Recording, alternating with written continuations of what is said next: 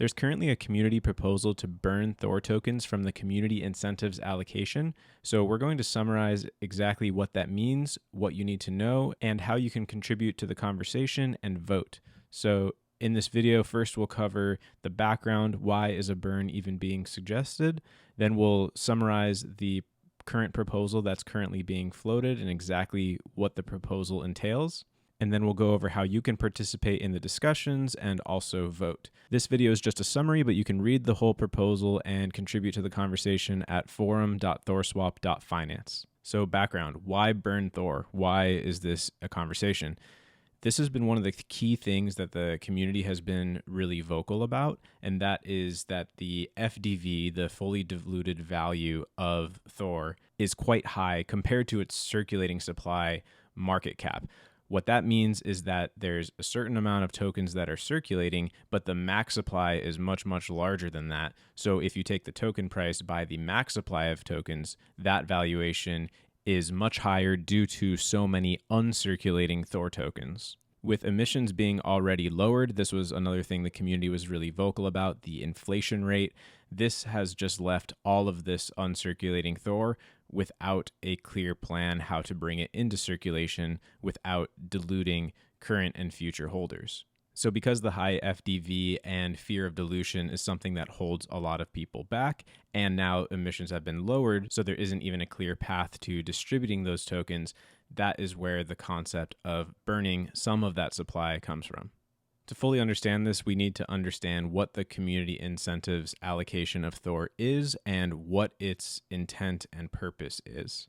This pie chart shows the initial distribution of the Thor token, and you can see that 50% of all Thor tokens, so that's 250 million out of 500 million total, was allocated to the community incentives pool. And the purpose of the community incentives is to help drive adoption of THORSwap as governed by the community. So anything that drives new users or retention of users or helps the project and community as a whole is a valid thing to propose using the community incentives Thor for. So far to date, this has been used to incentivize partner programs, acquire protocol-owned liquidity, and also as the source of the Thor emissions that have been going to stakers. A large portion of this pool still remains, so about 230 million Thor out of the 250 remains uncirculating in the community incentives allocation. And any ideas can be proposed to use this productively to drive users to do certain actions, whether that's come to THORSwap and swap, rewarding existing swappers, attracting new users. There's a lot of potential use cases to make the community incentives work for the community. And this first proposal suggests that burning a portion of this community incentives allocation is a benefit to THORSwap community members by reducing future dilution and rewarding early participants. So again, because there's so much uncirculating Thor in the community incentives pool, this proposal suggests that an effective use of that would be to burn a portion, address the high FDV, and still have a lot of Thor in that piece of the pie to use for future programs and initiatives to also reward and grow the community. Moving on to the specific proposal details, the proposal suggests burning 25 million Thor in early February if the proposal passes, which is going to be an on-chain vote through Snapshot. And after that initial burn,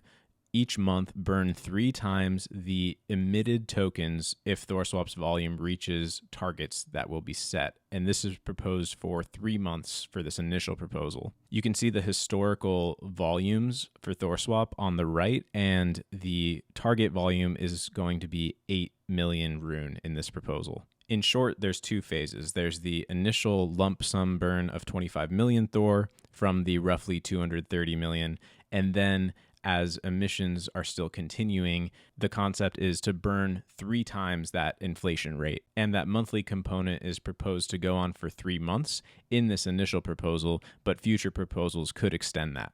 So this is a community-led governance proposal, the first for THORSwap, and this burn is contingent on the community's own actions. So it needs to pass the vote by holders, and it also needs to achieve the volume targets in order for the monthly burn to occur. And the intention behind this design is to exceed the emissions that have taken place so far and the emissions that are still going to be ongoing. So that 25 million initial burn exceeds the 20 million roughly THOR that has already been emitted over the last year or so. And then the monthly burns, if the conservative volume targets are hit, will be 3x the monthly emissions, making it very likely for the ongoing burn to be exceeding the ongoing emissions.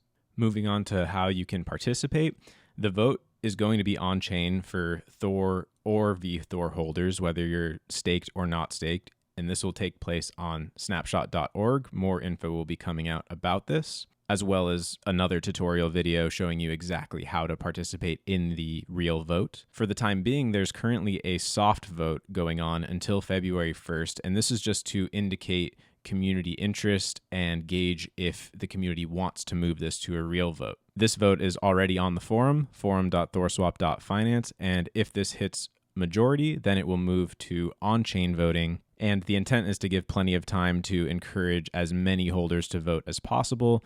So expect to hear a heads up and a reasonable week or so to vote, most likely. So this current phase is the time for discussion. If you have questions, concerns, and suggestions, you are highly encouraged to participate on the forum. Post your thoughts, post your questions, post your suggestions for potentially changing it, and also vote in that symbolic vote about moving it to the real on-chain vote.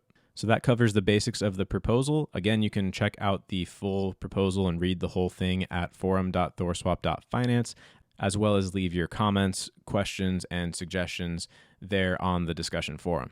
This forum is also where future proposals can be submitted, so familiarize yourself with it, and the community can also start to come up with ideas on future proposals, how to use this community incentives allocation to, again, benefit THORSwap, the project, and the holders as a whole. That is the intention of the community incentives, and this is the first process in moving the governance of that piece of the pie over to the community.